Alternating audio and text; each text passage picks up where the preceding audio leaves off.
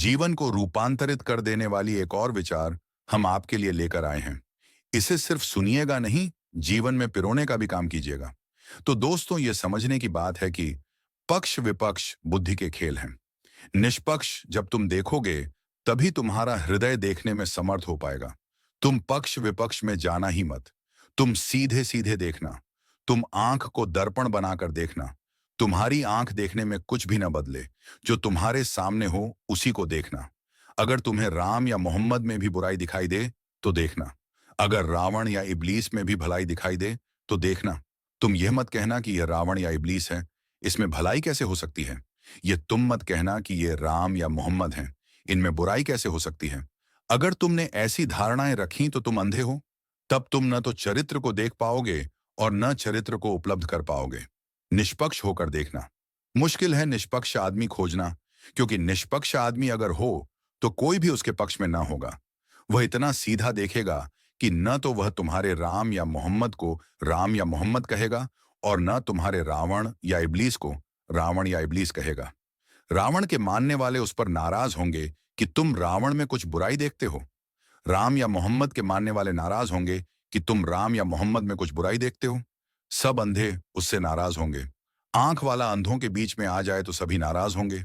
और अंधे पूरी कोशिश करेंगे कि तुम्हारी आंखों में कुछ खराबी है, क्योंकि हम सब जैसा देखते हैं, तुम क्यों नहीं देखते। अंधे कोशिश करेंगे कि तुम्हारी आंखों का ऑपरेशन कर दिया जाए, तब तुम बिल्कुल ठीक हो जाओगे। मैं आपको एक छोटी सी कहानी सुनाना चाहता हूं, ध्यान दीजिएगा। एक गांव में ऐसा हुआ। एक जादूगर ने एक कुएं में मंत्र फेंक दिया और कहा कि अब जो भी इसका पानी पिएगा पागल हो जाएगा। दुर्भाग्य बस सारे गांव ने पानी पिया, चूंकि एक ही कुआं था गांव में। एक और कुआं था, लेकिन वह राजा के महल में था।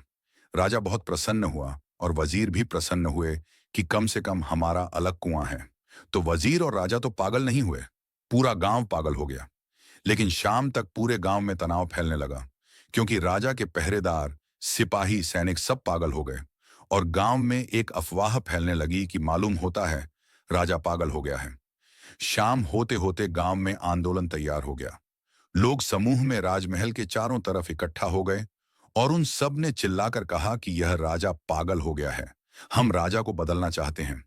राजा छत पर आया। उसने वजीर से पूछा, अब क्या करना।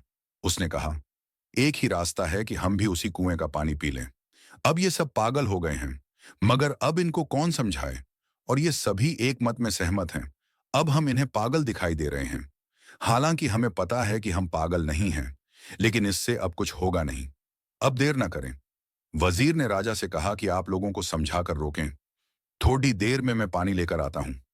भागा हुआ वह गया और कुएं से पानी भर लाया। दोनों ने पानी पिया।